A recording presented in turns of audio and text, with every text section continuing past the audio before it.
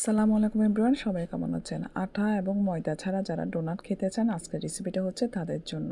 আটা ময়দার কোনো প্রয়োজন নেই, মাত্র দুটো উপকরণ দিয়ে কিন্তু এই ডোনাটটা। তো আমার রেসিপিটা অনেকের ভালো লাগতেও পারে, না লাগতেও পারে, অবশ্যই জানাবেন কিন্তু কেমন লেগেছে। বিশ্বাস করেন, কাউকে না বললে এটা বোঝাই যেত না যে এটা আমার হোমমেড বানানো ডোনাট। ফার্স্ট টাইমে ট্রাই করা এই ডোনাট আইটেম আমার। তো আপনাদের সাথে আজকে আমি শেয়ার করব আমার ডোনাটের রেসিপিটা। এটা ফার্স্টে আমি 4টা বানিয়েছিলাম, যেহেতু আমি জানি না আসলে হবে কি না। ফার্স্টে আমার ডোনাট বানানো এই 4টা আইটেম, 4টা ডোনাট দিয়ে শুরু হয়, 3টা পাউরুটি নিয়েছিলাম মেবি।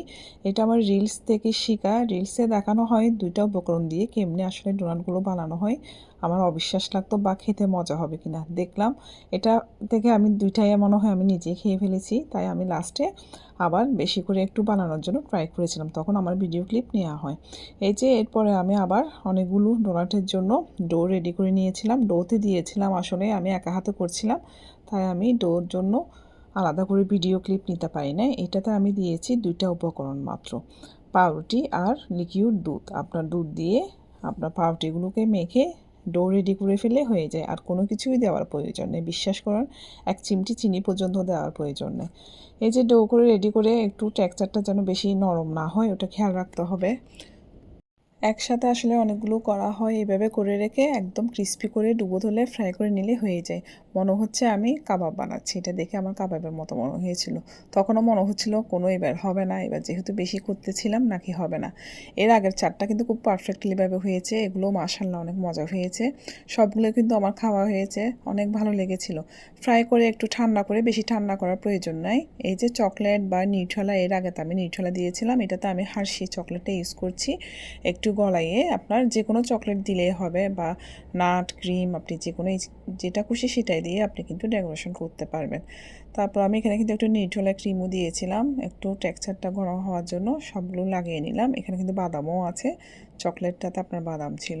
তারপর আমি চিন্তা করলাম, আমি আরেকটা অর্ধেকে কিন্তু বাদাম দিয়ে করেছিলাম, আরেকটাতে আমি পেস্তা বাদাম দিয়ে করেছিলাম। দুই রকম করে করেছিলাম, 1 প্লেট পেস্তা বাদাম আর একটা ছিল এমনি চকলেট দিয়ে। যে কোনো কিছু দিয়ে করলে হবে। এর আগের বারে কিন্তু আমি শুধু নিউট্রেলা ক্রিম দিয়ে করেছিলাম, যেটা নিউট্রেলা আমরা খাই বাচ্চাদেরকে দিয়ে, ওটা। এই যে পেস্তাগুলো আমি এভাবে ক্রাশ করে রাখি, এগুলো আমি বাইরের দেশ থেকে নিয়ে আসি, এভাবে ক্রাশ করে রেখে দিই, যে কোনো জায়গায় কিন্তু দেওয়া যায় ইজিলি। তো আমি পাস্তাগুলো ছিটিয়ে দিলাম, খুবই সুন্দর হলো দেখতে, খুবই মজা হয়েছিল, কি বলবো আসলে। পাস্তা বাদামগুলো দেওয়াতে এত সুন্দর লাগতেছিল, আমার নিজেরাই অনেক ভালো লাগতেছিল। সুইট বল দিলেও কিন্তু অনেক সুন্দর লাগে, একদম কিনা ডোনাটের মতো মনে হয়। তারপর আমি এই প্যাকেটে করে ফ্রিজে রেখে দিব কয়েকটা, সবগুলো কিন্তু হয় নাই। মিষ্টি বের করে, এখানে মিষ্টি ছিল, আমি মিষ্টি বের করে এগুলো রেখে ফ্রিজে রেখে দিচ্ছিলাম। যেহেতু আমি রাতে বানাচ্ছি একা একা, সকালে বলবো এগুলো কিনে আনা হয়েছে, সবাইকে এরকম সারপ্রাইজ দিব। তো এইগুলো ছিল আমার আগের আগের যেটা 4টা, এগুলো আমি 2-3 দিন আগে বানিয়েছিলাম, তারপর কিন্তু এই বেশি করেই বানিয়েছিলাম। আপনি সাইজটা বড়ও করা যাবে, ছোটও করা যাবে, কিন্তু টেস্ট কিন্তু একই রকম হবে, কোনো চিনি দেওয়ারও প্রয়োজন নাই, মাত্র 2টি উপকরণ দিয়ে। এই যে বাচ্চাদের জন্য টিফিনে নিয়ে নিচ্ছি, খেয়েও গেলে ওরা নিয়েও যায়।